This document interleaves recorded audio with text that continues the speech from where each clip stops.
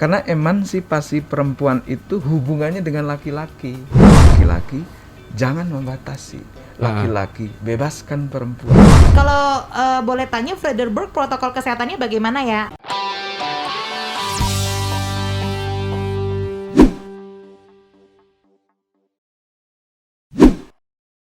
Disiarkan langsung dari Kompleks Bulak Sumur Blok G Wisma Kegama Suara Gama FM. Your friends in the morning, Dito Sahanda. Cici Priscila masih nemenin kamu Akademi Jogja. Pagi hari ini spesial nih ya, karena Cici sama Dito nggak cuman berdua saja. Betul. Tapi ini juga menyambut Hari Kartini 21 April kemarin. Kita akan ngobrol-ngobrol yang nggak jauh-jauh dari spirit Kartini nih. Yes, bener banget. Nggak jauh-jauh dari spirit Kartini, yang dimana emansipasi wanita itu memang penting banget ya Ci ya. Betul, sampai hari ini itu spiritnya, nilai-nilainya harus kita pegang Akademi Jogja. Makanya pagi hari ini nih kita sudah kedatangan tamu spesial. Ada Bapak Jauhari dari Museum Benteng Frederberg, dan juga ada Pak Nur Hashim yang aktif mengajar di Fakultas Sospol UIN Semarang dan aktif juga di komunitas Rifka Anissa. Yoi, dan lebih menariknya lagi di pagi hari ini kita akan membahas tentang emansipasi wanita, tapi ini dari sudut pandang laki-laki. Wah, mantap, menarik. Langsung aja kayaknya ke pertanyaan pertama deh. Saya kayaknya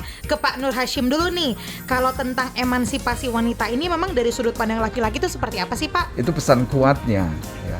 Nah, karena pagi ini saya diminta dari perspektif laki-laki, sebenarnya di balik pesan kepada perempuan itu juga ada pesan kuat kepada laki-laki. Karena emansipasi perempuan itu hubungannya dengan laki-laki. Gitu. Nah, kenapa? Karena Kartini menyuarakan emansipasi perempuan, artinya ada laki-laki yang membatasi perempuan, ada laki-laki yang meminggirkan perempuan, ada laki-laki yang mengopresi atau apa ya, kalau dalam bahasa sekarang itu kekerasan dan lain sebagainya. Nah, ketika Kartini isunya adalah emansipasi perempuan, itu dibalik itu ada pesan yang sangat kuat kepada laki-laki. Laki-laki jangan membatasi. Laki-laki bebaskan perempuan. Laki-laki jangan meminggirkan perempuan. Laki-laki jangan melakukan kekerasan terhadap perempuan. Itu saya kira pesan yang kuat. Nah, kalau beberapa isu lain yang diusung oleh Kartini kan banyak ya. Ada persoalan angka kematian ibu. Ada persoalan kawin paksa. Ada kekerasan seksual dan segala macam. Itu juga kan pertanyaannya adalah siapa yang melakukan, gitu. Benar. Jadi apa yang disuarakan Kartini itu pesan untuk laki-laki dan perempuan. Kaitannya dengan angka kematian ibu, itu pesan kuat kepada laki-laki. Mari laki-laki berempati kepada perempuan. Karena apa? Laki-laki tidak pernah menstruasi, laki-laki tidak pernah hamil, laki-laki tidak pernah melahirkan, laki-laki tidak pernah mengalami masa nifas. Nah, itu adalah situasi perempuan pada saat menjalankan fungsi reproduksinya, dan itu tidak selalu nyaman. Nah, laki-laki jangan kemudian membuat situasi yang tidak nyaman kepada perempuan itu semakin tidak nyaman dan menderita. Misalnya angka kematian dan segala macam. Maka sebagai suami, pada saat misalnya istri menjalankan fungsi reproduksinya, bagaimana mereka peduli pemenuhan gizinya, memastikan kesehatan janin dan ibunya, gitu ya, memiliki perencanaan yang matang tentang proses persalinannya, dalam hal terjadi darurat apa yang dilakukan, gitu. Ini juga pesan buat negara ya untuk membuat kebijakan yang bagaimana bisa melindungi ini. Soalnya angka kematian ibu masih tinggi. Jadi persoalan yang diusung oleh Kartini berapa puluh tahun yang lalu sekarang masih terjadi di Indonesia. Angka kematian itu 305 per 100 ribu per 100 ribu kelahiran. Artinya tinggi banget. Tinggi. Angka kematian bayi 24 per 1000 kelahiran. Ya. Belum lagi kita ngomongin kekerasan terhadap perempuan dan segala macam. Saya kira ini adalah pesan yang tidak hanya untuk perempuan tentang emansipasi tadi itu dan isu-isu yang lain. Sebenarnya di balik itu pesan yang juga sangat kuat untuk laki-laki sebenarnya. Itu dia. Iya, berarti sebenarnya dari zaman dulu udah ada tuh Pak ya kode-kodean ya sebenarnya ya. Makanya dibuat juga dari keresahan itu dibuatlah emansipasi biar pria juga mengerti. Sebenarnya ada laki-laki yang juga sangat suportif ya. Sosro Kartono. Jadi kakaknya Kartini. Betul. Jadi ini yang diperlukan Sosro Kartono yang lain di dalam situasi yang saat ini yang juga mendukung perempuan tentang pendidikannya, tentang partisipasinya di dalam proses-proses di dalam kehidupan masyarakat dan bagaimana memastikan tadi kehidupan perempuan yang lebih baik, misalnya terhindar dari risiko-risiko tadi itu, kematian ibu, kemudian kekerasan, angka kematian bayi dan seterusnya. Ini aku jadi inget deh Pak, kalau kita ngomongin mengenai kesetaraan gender dan sebagainya gitu ya. Beberapa waktu belakangan, kayaknya mungkin beberapa hari kemarin gitu ya di Twitter gitu aku sempat lihat dan ini banyak banget orang pro kontra. Itu mengenai sebuah kasus, mungkin Akademia Jogja kamu juga sudah mendengarkan kasusnya. Jadi ada seorang remaja gitu yang dia diperkosa oleh seorang wanita dewasa gitu yang mana pekerjaannya adalah biduan begitu. Nah ini akhirnya jadi viral kemana-mana karena ternyata tindak pemerkosaan itu sampai ke 3 kali gitu ya Toh ya. Betul, ini remaja pria juga remaja pria betul sampai 3 kali. Nah biasanya gitu ya mungkin yang muncul di media itu korbannya adalah cewek gitu, terus pelakunya adalah laki-laki. Nah ini kan kebalikannya, korbannya adalah cowok, terus yang melakukan adalah seorang wanita dewasa. Nah yang bikin miris adalah gitu banyak banget komen-komen yang akhirnya nih maaf cakap ya pada bilang wah kalau sampai 3 kali mah itu namanya mau sama mau, bukan pemerkosaan. Si cowoknya gitu aja ketagihan nih gitu. Siapa yang nggak mau sama biduan dan segala macam itu kan ya ampun, aku aja bacanya miris banget rasanya Pak Nur. Iya. Jadi yang pertama harus dilihat adalah kekerasan. Pertama kekerasan seksual. Kekerasan seksual itu bisa dialami oleh siapa saja. Sebenarnya cerita seperti itu juga banyak dialami oleh perempuan-perempuan yang menjadi korban kekerasan seksual. Jadi mereka dianggap menikmatilah, apalagi terjadinya lebih dari sekali. Jadi kalau orang sering berpikir bahwa jika sebelumnya pernah melakukan hubungan seksual, maka hubungan seksual yang kedua itu selalu diinginkan. Betul. Apalagi selalu pikirannya begitu. Nah dalam konteks yang kasus tadi itu juga kurang lebih sama ya. Nah kekerasan seksual itu terjadi karena adanya hubungan kekuasaan yang tidak seimbang. Hubungan kekuasaan bisa dilatari oleh berbagai hal ya. Misalnya karena usia, ya. Jadi dia biasanya yang lebih dewasa, dia lebih berkuasa atas yang lebih usianya lebih muda. Lalu kemudian dari sisi kepemilikan atas kapital atau ya uang lah, misalnya dia punya uang, dia adalah berkuasa. Nah di dalam kasus yang tadi itu kita bisa lihat siapa yang berkuasa dan siapa yang dikuasai. Nah biasanya dalam relasi seperti itu rentan terjadi kekerasan yang dialami oleh mereka yang dikuasai. Itu yang pertama. Lalu yang kedua berkaitan dengan persoalan itu gimana statusnya atau pandangan hukumnya seperti apa. Nah anak remaja laki-laki ini kan usianya di bawah 18 tahun. Itu artinya statusnya adalah anak ya. Jadi hubungan seksual dengan anak itu ada atau tidak ada persetujuan itu adalah kekerasan. Ya, itu dengan demikian juga berlaku untuk anak perempuan gitu. Jadi toh sampai misalnya korban ini mengatakan ya saya menginginkannya, tetap itu di dalam perspektif hak anak dan dalam perspektif hukum itu adalah kekerasan karena ada atau tidak ada persetujuan dari anak itu adalah kekerasan. Contohnya dalam hal kawin anak nih yang diperjuangkan oleh Kartini. Jadi kan ada juga mungkin anak yang mau menikah pada usia anak, tapi tetap saja dia adalah pemaksaan dan kekerasan karena dia statusnya adalah anak. Dengan konsep tadi itu ada atau tidak ada persetujuan perkawinan dengan anak itu adalah kekerasan dan pemaksaan. Nah itu yang disuarakan oleh Kartini juga kan. Dan angka perkawinan anak di Indonesia sangat tinggi selain persoalan kekerasan seksual. Betul. Kekerasan seksual tadi yang dilakukan biduan itu pada anak remaja laki-laki itu sebagian kecil saja. Tapi kita akan banyak sekali data-data kekerasan seksual dan sebagian besar korbannya adalah perempuan. Gitu. Betul. Jadi itu kenapa kemudian rancangan undang-undang penghapusan kekerasan seksual itu menjadi penting dan itu menjadi bagian dari yang disuarakan Kartini untuk perlindungan bagi siapapun sebenarnya. Nah, dalam kasus tadi kan anak laki-laki. RUU penghapusan kekerasan seksual itu sebenarnya untuk siapa saja. Jadi nggak benar lah hanya untuk perempuan.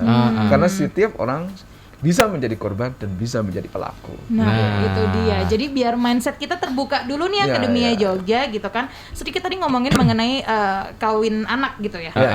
Dulu Cici saya merasa kayak mungkin itu di kota-kota di luar Jawa lah, mungkin di dikira desa-desa gitu. kecil Iya, gitu ya. mungkin di pelosok-pelosok gitu. Waktu Cici KKN itu di salah satu kabupaten di DIY gitu. Memang dia tidak agak jauh lah dari pusat kota, tapi masih di DIY juga di salah satu kabupaten. Pas ke sana aku kaget banget karena KKN tuh mungkin umur 19-20 tahun ya. Kayaknya waktu itu 19-20 tahun gitu waktu KKN. Posisi kalau kita kan mahasiswi gitu ya, mahasiswi mungkin semester udah mau semester atas gitu. Yang ketemu di sana yang seumuran sama aku, anaknya udah 3. Waduh. Gitu. Pertanyaannya nikahnya dari umur berapa tuh ya? SMP udah dinikahkan dan itu juga dinikahkan karena orang tua yang minta dan lain sebagainya gitu. Waktu kita tanya kenapa gitu, ya mending nikah lah gitu. Jadi daripada nanti istilah jadi beban keluarga dan segala macam. Nah, mindset seperti itu tuh Akademia Jogja, walaupun ini jadi perkembangannya banyak ya Pak ya, ke ekonomi juga, ke pendidikan juga gitu kan. Seringkali orang tua itu menikahkan anak yang masih berusia anak dalam rangka untuk misalnya mengakhiri kemiskinan. Padahal seringkali yang terjadi adalah dia menciptakan kemiskinan baru.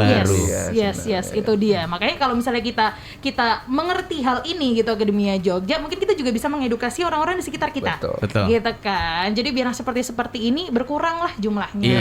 Iya. Karena menarik juga nih dalam rangka Hari Kartini juga nih ya Pak ya. Mindset yang terus ada juga nih dari kecil sampai sekarang adalah mengenai keluarga nih. Betul. Ya di mana kepala keluarga itu adalah seorang bapak.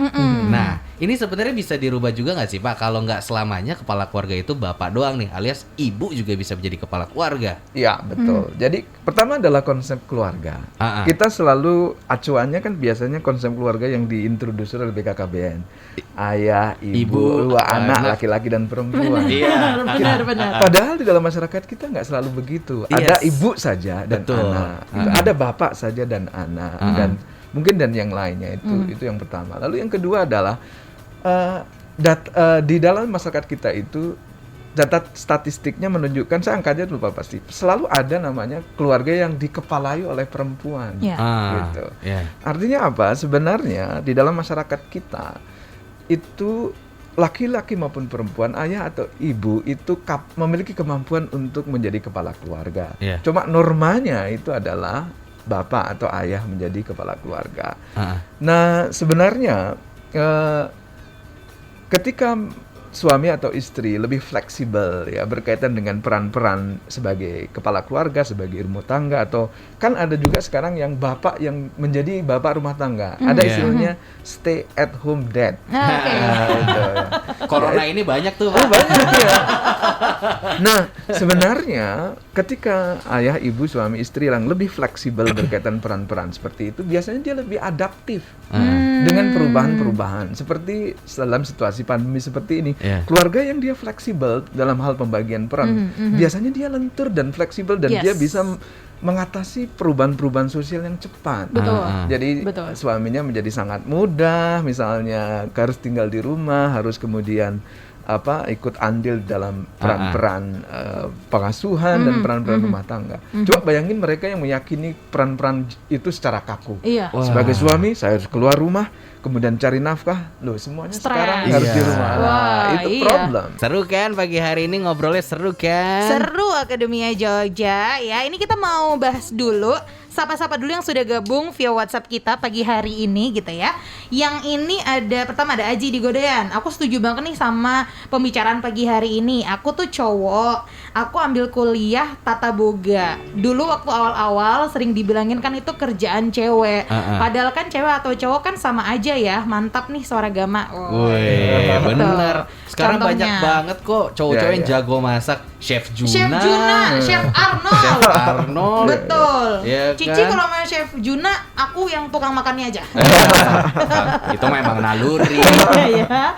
Oke, ini yang pertama ada Laras di Godean. Pak, saya mau nanya, emansipasi perempuan itu termasuk berbagi pekerjaan rumah dengan laki-laki atau enggak? Wah, ini menyuarakan ya. Yang dalam hati, ayo dong kita juga tolong dong yang cowok-cowok bantuin nyapu dong gitu. Mungkin gitu kali. Ya, ini saya kira pertanyaannya menarik ya. Jadi yang disuarakan Kartini berkaitan dengan emansipasi itu baik di ruang publik maupun di ruang domestik, di ruang rumah tangga. Yang penekanan saya kan tadi pesan kepada laki-laki ya. Yang pertama adalah sebenarnya pesan Kartini itu adalah kepada laki-laki, tolong laki-laki berhenti untuk memonopoli ruang publik. Ya, jadi karena ada hak perempuan juga di ruang publik, maka mulailah berbagi. Lalu yang kedua pesan kepada laki-laki, kira-kira begitu ya dalam pandangan saya pesan Kartini itu, laki-laki jangan Anda abaikan ruang domestik karena ada kewajiban laki-laki di ruang domestik. Maka berbagi ruang dengan perempuan di ruang publik, lalu kemudian yang kedua adalah juga berbagi ruang di ruang domestik. Maka tadi pertanyaannya adalah apakah berbagi peran di rumah tangga itu adalah bagian emansipasi? Ya, itu karena dengan berbagi peran dan tanggung jawab di dalam rumah itu memungkinkan perempuan untuk bisa berperan di sektor publik dan berbagi ruang dengan laki-laki. Bagaimana mungkin perempuan itu bisa berperan, berpartisipasi di ruang publik kalau dia menjadi satu-satunya orang yang bertanggung jawab di ruang domestik? Maka itu akan justru memberikan apa yang disebut dengan beban berganda kepada perempuan. Nah, itu yang kemudian menghalangi perempuan untuk kemudian ikut berperan aktif di ruang publik karena dia harus dibebani dengan peran. Maka dari itu harus berbagi peran di ruang domestik, juga berbagi ruang di ruang publik. Itu dia. Makanya nggak heran kalau apa-apa semuanya istri mulu ya, banyak piring yang melayang tuh. Nggak, maksudnya piring terbang kita kondangan kan. Ada Eni di Monjali, ini juga pertanyaannya oke banget menurut aku tentang parenting nih Pak. Apakah penting peran orang tua untuk mendidik anak perempuannya sejak kecil agar stigma perempuan lemah itu tuh nggak ada? Ini penting juga sering terjadi kan. Penting sekali karena rumah itu adalah arena pertama kali anak laki-laki dan anak perempuan belajar, termasuk belajar tentang peran-peran gender. Jadi ini yang menurut saya penting ya. Jadi bagaimana di dalam rumah tangga itu orang tua, ayah dan ibu itu bisa mengedukasi kepada anak laki-laki dan perempuan agar mereka memiliki kepercayaan diri, juga memiliki kemampuan untuk menghargai orang lain. Begini, jadi kalau orang tua, ayah yang dia terlibat di dalam peran-peran pengasuhan dan peran-peran domestik itu memiliki pengaruh yang luar biasa kepada anak laki-laki dan perempuan. Anak laki-laki yang melihat ayahnya berbagi peran dengan ibunya, dia akan terbuka, pikiran terbuka tentang kesetaraan dan keadilan, dan dia memiliki kemauan untuk berbagi dengan perempuan. Sebaliknya, anak perempuan yang melihat ayah dan ibunya itu selalu bekerja sama, termasuk di dalam hal memutuskan persoalan-persoalan rumah tangga, anak-anak perempuan itu akan tumbuh menjadi anak-anak yang percaya diri. Gitu. Jadi penting, jadi anak laki-laki yang mau menghormati perempuan dan berbagi, penting, dan juga untuk bisa mengasuh anak-anak perempuan yang percaya diri, confident, percaya diri. Dan saya kira menjadi penting ya orang tua untuk bisa mengasuh anaknya, baik laki-laki atau perempuan, itu memiliki kecakapan survival. Betul. Termasuk anak laki-laki itu jangan dibiasakan dia bergantung kepada orang lain dalam hal untuk misalnya bertahan hidup, misalnya makan. Dia bagaimana dia bisa? Ini kan justru membatasi sebenarnya anak laki-laki untuk bisa survive karena dia kemudian rely on pada orang lain dan kemudian nanti rely on pada istrinya dan seterusnya. Jadi saya kira ini menjadi penting. Jadi anak perempuan diasuh bagaimana dia menjadi confident dan bisa survival dan bisa independen, bergantung kepada diri sendiri. Begitu juga anak laki-laki. Wow, memang parenting itu bukan hal yang mudah ya. Nggak ada sekolahnya. Enggak ada sekolahnya. Kayaknya sekolahnya tiap hari terus gitu Iya, kan. iya, betul. Tapi iya sih benar. Apalagi misalnya kayak mungkin kalau kita punya ponakan kayak misalnya saya gitu Pak. Aku punya ponakan di rumah. Cowok dia masih umur 4 tahun. Terus adalah satu kejadian dia nangis. Terus aku cuman sembarangan aja, intinya cuma ngomong, anak cowok tuh nggak boleh nangis, aku gitu. Langsung mamahnya bilang marahin aku, Cici nggak boleh ngomong kayak gitu. Anak cowok boleh nangis, nggak apa-apa kalau memang dia lagi sedih suatu saat nanti nggak apa-apa dia nangis. Betul. Karena kalau misalnya kita bilang anak cowok nggak boleh nangis, berarti yang boleh nangis cuma anak cewek dong. Nah, itu perkataan mungkin cuma berapa detik dan aku pun cuma sekelebat aja, tapi ternyata itu bisa berpengaruh gitu ya kepada apa yang dia yakini sampai nanti besar gitu ya. Betul sekali. Jadi menangis itu rasa sedih, takut, khawatir itu aspek yang manusiawi pada diri manusia termasuk laki-laki. Jadi problemnya adalah ketika laki-laki dipaksa untuk menekan menekan tadi itu perasaan takut, khawatir dan segala macam. Itu justru sebenarnya membuat mereka tidak memiliki literasi emosi yang baik. Apalagi yang hanya ditoleransi marah. Betul. Kemudian kalau dia menggunakan kekerasan, berantem dan segala macam ditoleransi. Nah, ini kan kontribusinya pada kecenderungan laki-laki berperilaku agresif karena memang sejak kecil mereka yang ditoleransi adalah emosi marah dan ekspresi emosi marah yang merusak, yang agresif itu ditoleransi. Nggak apa-apa anak laki-laki, nakal tuh biasa. Itu nggak kalau gitu ya. habis berantem pulang nangis sama bapaknya, balas. Nah, ini gitu-gitu kan nggak begitu. Jadi itu yang bagi saya adalah penting memang, termasuk tadi itu mengedukasi laki-laki untuk bisa mengenali emosinya, aspek-aspek manusiawi pada dirinya itu secara baik sehingga dia bisa mengidentifikasinya. Ini aku sedang apain sih? Marahkah? Sedihkah? Lalu kemudian dia terlatih, terbiasa untuk mengekspresikannya secara positif. Betul. Jangan sampai mati rasa tuh. Betul. Tadi gitu atau kan. mau sedih ekspresinya sama dengan marah. Sedih juga mukul-mukul, kemudian takut juga. Jadi bias ya gambarnya. Gimana nih harus dikeluarin betul. emosinya. Wow, luar biasa. Jadi ternyata dari topik kita pagi hari ini pengembangannya banyak sekali. Dan itu penting banget buat kita sehari-hari nih Akademi Jogja ya. Yes, itu dia. Kalau sekarang kayaknya kita beralih ke Mas Jauhari dulu nih. Boleh. Kita nanyain lagi tentang Benteng Frederberg karena ini juga sudah ada yang gabung via WhatsApp sebentar. Aduh, banyak sekali. Ini dia ada Santi di Jamal KM7.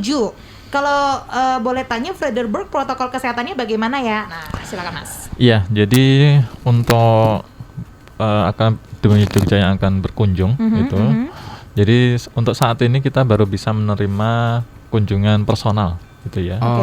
Kalaupun rombongan itu hanya dalam jumlah kecil, mungkin di bawah 5 seperti itu.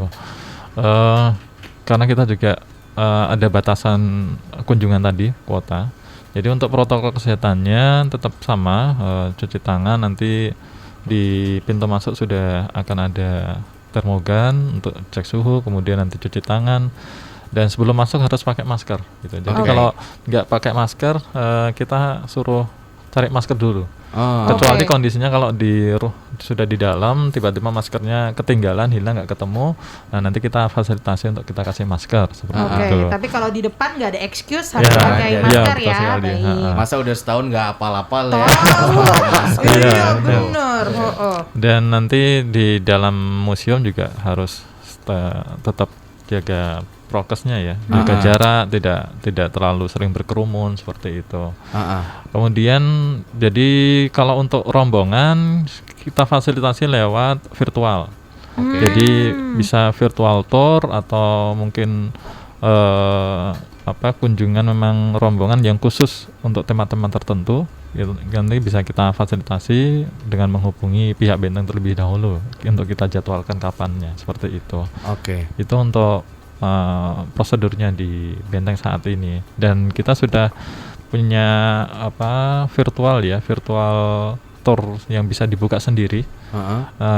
Bisa dicek di websitenya frederickburg.id. Di sana sudah ada. Nanti kalau misalkan nggak mau dipandu, sudah ada aplikasinya. Nanti tinggal buka saja. Jadi kita bisa langsung masuk ke situ.